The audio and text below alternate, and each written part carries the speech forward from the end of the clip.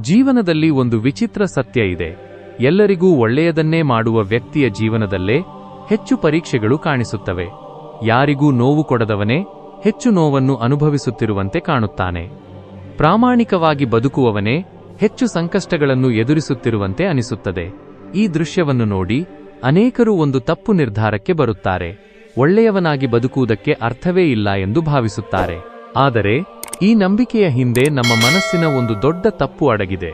ಇಂದಿನ ವಿಡಿಯೋದಲ್ಲಿ ಒಳ್ಳೆಯವರ ಜೀವನದಲ್ಲಿ ಕಷ್ಟಗಳು ಹೆಚ್ಚಾಗಿ ಕಾಣಿಸಿಕೊಳ್ಳುವುದಕ್ಕೆ ಕಾರಣವೇನು, ಅದರ ಹಿಂದೆ ಇರುವ ಮನೋವಿಜ್ಞಾನ ಏನು, ಮತ್ತು ಈ ಸತ್ಯವನ್ನು ಅರ್ಥಮಾಡಿಕೊಂಡ ನಂತರ ಜೀವನವನ್ನು ಹೇಗೆ ಬೇರೆ ದೃಷ್ಟಿಯಿಂದ ನೋಡಬೇಕು ಎಂಬುದನ್ನು ತಿಳಿದುಕೊಳ್ಳೋಣ. ಮೊದಲಿಗೆ ಒಂದು ವಿಷಯವನ್ನು ಸ್ಪಷ್ಟವಾಗಿ ಅರ್ಥಮಾಡಿಕೊಳ್ಳಬೇಕು. ಕಷ್ಟಗಳು ಒಳ್ಳೆಯವರಿಗಷ್ಟೇ ಬರುತ್ತವೆ ಎಂಬುದು ಸತ್ಯವಲ್ಲ. ಕಷ್ಟಗಳು ಪ್ರತಿಯೊಬ್ಬರ ಜೀವನದಲ್ಲೂ ಬರುತ್ತವೆ. ಆದರೆ ಒಳ್ಳೆಯವರ ಕಷ್ಟಗಳು ನಮ್ಮ ಗಮನವನ್ನು ಹೆಚ್ಚು ಸೆಳೆಯುತ್ತವೆ. ಇದಕ್ಕೆ ಕಾರಣ ನಮ್ಮ ಮೆದುಳಿನ ಕೆಲಸ ಮಾಡುವ ವಿಧಾನ.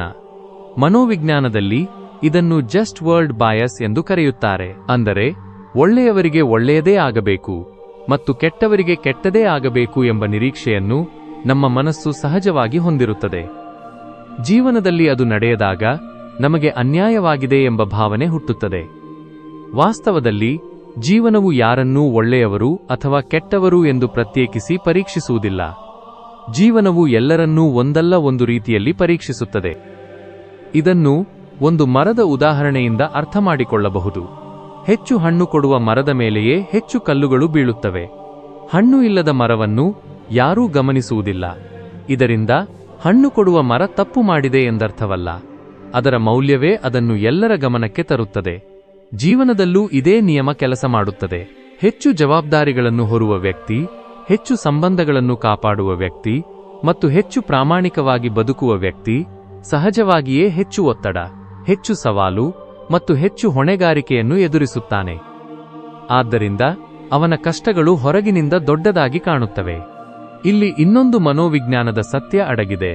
ಒಳ್ಳೆಯವರು ಹೆಚ್ಚಾಗಿ ಎಲ್ಲರಿಗೂ ಸಂತೋಷ ಕೊಡಲು ಪ್ರಯತ್ನಿಸುತ್ತಾರೆ. ಯಾರಿಗೂ ಬೇಸರವಾಗಬಾರದು ಎಂದು ತಮ್ಮ ಮನಸ್ಸನ್ನು ಒತ್ತಾಯಿಸುತ್ತಾರೆ. ಇಲ್ಲ ಎಂದು ಹೇಳಬೇಕಾದ ಸಂದರ್ಭದಲ್ಲೂ ಸರಿ ಎಂದು ಹೇಳುತ್ತಾರೆ. ತಮ್ಮ ಸಮಯವನ್ನು, ಶಕ್ತಿಯನ್ನು ಮತ್ತು ಕೆಲವೊಮ್ಮೆ ತಮ್ಮ ಕನಸುಗಳನ್ನು ಇತರರಿಗಾಗಿ ತ್ಯಾಗ ಮಾಡುತ್ತಾರೆ. ಆರಂಭದಲ್ಲಿ ಜನರು ಇದನ್ನು ಒಳ್ಳೆಯತನ ಎಂದು ನೋಡುತ್ತಾರೆ. ಆದರೆ ನಿಧಾನವಾಗಿ ಅದೇ ಸಹಾಯವನ್ನು ಹಕ್ಕಾಗಿ ಪರಿಗಣಿಸಲು ಆರಂಭಿಸುತ್ತಾರೆ. ಒಂದು ದಿನ ಆ ವ್ಯಕ್ತಿ ಸಹಾಯ ಮಾಡಲು ಸಾಧ್ಯವಾಗದಿದ್ದರೆ ಅದೇ ಜನರು ಅವನನ್ನು ಬದಲಾದ ವ್ಯಕ್ತಿ ಎಂದು ತೀರ್ಮಾನಿಸುತ್ತಾರೆ. ಇದು ಆ ವ್ಯಕ್ತಿಯ ತಪ್ಪಲ್ಲ. ಇದು ಮಾನವ ಮನಸ್ಸಿನ ಸಹಜ ಸ್ವಭಾವ.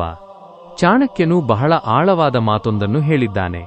ಕಾಡಿನಲ್ಲಿ ನೇರವಾಗಿ ಬೆಳೆದ ಮರಗಳನ್ನೇ ಮೊದಲು ಕಡಿಯುತ್ತಾರೆ. ತಿರುಚಿಕೊಂಡಿರುವ ಮರಗಳು ಹೆಚ್ಚು ದಿನ ಉಳಿಯುತ್ತವೆ.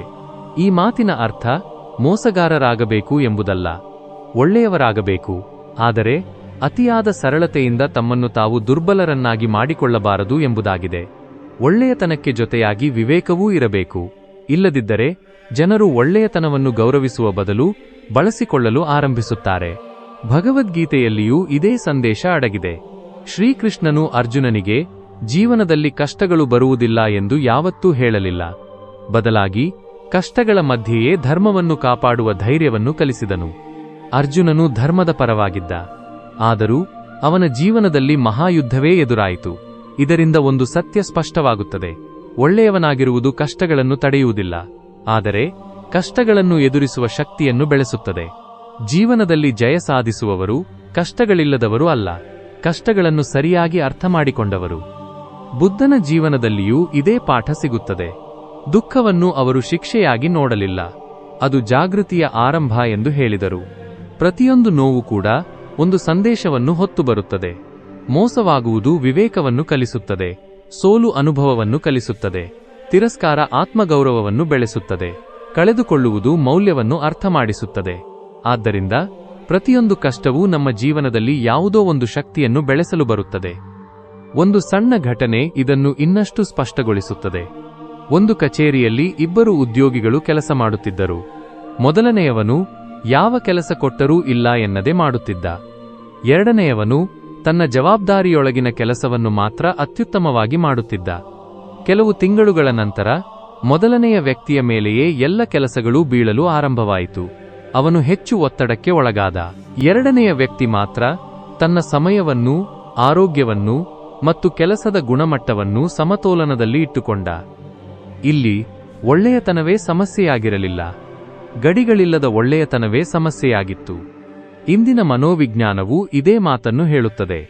ಆರೋಗ್ಯಕರ ಜೀವನಕ್ಕೆ ಹೆಲ್ತಿ ಬೌಂಡ್ರೀಸ್ ಅತ್ಯಗತ್ಯ.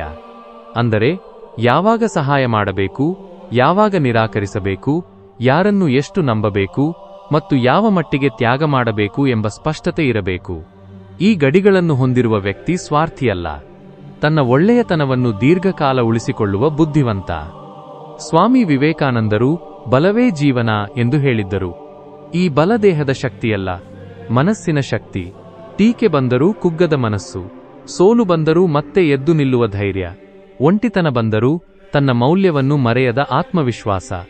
ಈ ಶಕ್ತಿಗಳು ಸುಖದ ಸಮಯದಲ್ಲಿ ಹುಟ್ಟುವುದಿಲ್ಲ, ಕಷ್ಟಗಳ ಮಧ್ಯೆಯೇ ರೂಪುಗೊಳ್ಳುತ್ತವೆ. ಚಿನ್ನವು ಬೆಂಕಿಯಲ್ಲಿ ಶುದ್ಧವಾಗುವಂತೆ ವ್ಯಕ್ತಿತ್ವವು ಸವಾಲುಗಳಲ್ಲಿ ಗಟ್ಟಿಯಾಗುತ್ತದೆ. ಇನ್ನೊಂದು ಮನೋವಿಜ್ಞಾನದ ಸತ್ಯವನ್ನು ಗಮನಿಸಬೇಕು. ಒಳ್ಳೆಯವರು ತಮ್ಮ ತಪ್ಪುಗಳನ್ನು ಹೆಚ್ಚು ಪರಿಶೀಲಿಸುತ್ತಾರೆ, ತಮ್ಮಿಂದ ಯಾರಿಗಾದರೂ ನೋವಾಗಿದೆಯೇ ಎಂದು ಯೋಚಿಸುತ್ತಾರೆ. ಆದರೆ ಸ್ವಾರ್ಥಿಗಳಾದವರು ತಮ್ಮ ತಪ್ಪುಗಳನ್ನು ಅಪರೂಪವಾಗಿ ಒಪ್ಪಿಕೊಳ್ಳುತ್ತಾರೆ. ಇದರಿಂದ ಒಳ್ಳೆಯವರಿಗೆ ತಮ್ಮ ಜೀವನವೇ ಹೆಚ್ಚು ಕಷ್ಟಕರವಾಗಿದೆ ಎಂಬ ಭಾವನೆ ಮೂಡುತ್ತದೆ. ವಾಸ್ತವದಲ್ಲಿ ಅವರು ತಮ್ಮ ಜೀವನವನ್ನು ಹೆಚ್ಚು ಪ್ರಾಮಾಣಿಕವಾಗಿ ನೋಡುತ್ತಿರುವುದರಿಂದ ಆ ಭಾವನೆ ಉಂಟಾಗುತ್ತದೆ. ಆದ್ದರಿಂದ ಒಳ್ಳೆಯತನವನ್ನು ಎಂದಿಗೂ ದುರ್ಬಲತೆಯಾಗಿ ಪರಿವರ್ತಿಸಬಾರದು.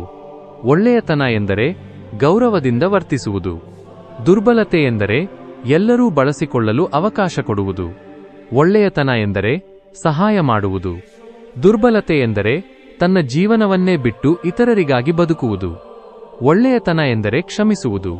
ದುರ್ಬಲತೆ ಎಂದರೆ ಅದೇ ತಪ್ಪನ್ನು ಮತ್ತೆ ಮತ್ತೆ ಸಹಿಸಿಕೊಳ್ಳುವುದು. ಈ ಎರಡರ ನಡುವಿನ ವ್ಯತ್ಯಾಸವನ್ನು ಅರ್ಥಮಾಡಿಕೊಂಡ ಕ್ಷಣದಿಂದ ಜೀವನದ ಅನೇಕ ಸಮಸ್ಯೆಗಳು ಕಡಿಮೆಯಾಗಲು ಆರಂಭಿಸುತ್ತವೆ. ಕೊನೆಯಲ್ಲಿ ಒಂದು ಸತ್ಯವನ್ನು ನೆನಪಿಟ್ಟುಕೊಳ್ಳಿ: ಜೀವನವು ಒಳ್ಳೆಯವರನ್ನು ಶಿಕ್ಷಿಸುವುದಿಲ್ಲ, ಜೀವನವು ಹೆಚ್ಚು ಸಾಮರ್ಥ್ಯ ಹೊಂದಿರುವವರನ್ನು ಹೆಚ್ಚು ಸಿದ್ಧಗೊಳಿಸುತ್ತದೆ. ದೊಡ್ಡ ಮರಗಳೇ ಬಿರುಗಾಳಿಯನ್ನು ಎದುರಿಸುತ್ತವೆ, ದೊಡ್ಡ ಹಡಗುಗಳೇ ದೊಡ್ಡ ಅಲೆಗಳನ್ನು ದಾಟುತ್ತವೆ. ದೊಡ್ಡ ಗುರಿಗಳನ್ನು ಹೊಂದಿರುವವರೇ ದೊಡ್ಡ ಪರೀಕ್ಷೆಗಳನ್ನು ಎದುರಿಸುತ್ತಾರೆ. ಆದ್ದರಿಂದ ಕಷ್ಟಗಳನ್ನು ಅನ್ಯಾಯವೆಂದು ನೋಡುವ ಬದಲು ಬೆಳವಣಿಗೆಯ ಅವಕಾಶವೆಂದು ನೋಡುವ ಅಭ್ಯಾಸವನ್ನು ಬೆಳೆಸಿಕೊಳ್ಳಿ. ಒಳ್ಳೆಯವರಾಗಿರಿ, ಆದರೆ ವಿವೇಕವನ್ನು ಕಳೆದುಕೊಳ್ಳಬೇಡಿ. ಕರುಣೆಯಿಂದ ಬದುಕಿ, ಆದರೆ ನಿಮ್ಮ ಗಡಿಗಳನ್ನು ಕಾಪಾಡಿಕೊಳ್ಳಿ. ಸಹಾಯ ಮಾಡಿ, ಆದರೆ ನಿಮ್ಮ ಆತ್ಮಗೌರವವನ್ನು ಎಂದಿಗೂ ತ್ಯಾಗ ಮಾಡಬೇಡಿ. ಏಕೆಂದರೆ ಜೀವನದಲ್ಲಿ ಶಾಶ್ವತವಾಗಿ ಗೆಲ್ಲುವವರು ಕೇವಲ ಒಳ್ಳೆಯವರು ಅಲ್ಲ, ಒಳ್ಳೆಯತನದ ಜೊತೆಗೆ ಜ್ಞಾನವನ್ನೂ ಬೆಳೆಸಿಕೊಂಡವರು. ನೈತಿಕ ಕಥೆಗಳು, ಬುದ್ಧರ ಜೀವನ ಪಾಠಗಳು, ಶ್ರೀಕೃಷ್ಣನ ಅಮೂಲ್ಯ ವಚನಗಳು ಹಾಗೂ ಇನ್ನಿತರ ಸ್ಫೂರ್ತಿದಾಯಕ ಕನ್ನಡ ವಿಡಿಯೋಗಳಿಗಾಗಿ ಈಗಲೇ ನಮ್ಮ ಚಾನೆಲ್ ಅನ್ನು ಸಬ್ಸ್ಕ್ರೈಬ್ ಮಾಡಿ. ನಿಮ್ಮ ಪ್ರತಿಯೊಂದು ಬೆಂಬಲವು ನಮ್ಮ ಮುಂದಿನ ಪ್ರಯತ್ನಗಳಿಗೆ ಪ್ರೇರಣೆಯಾಗಲಿದೆ.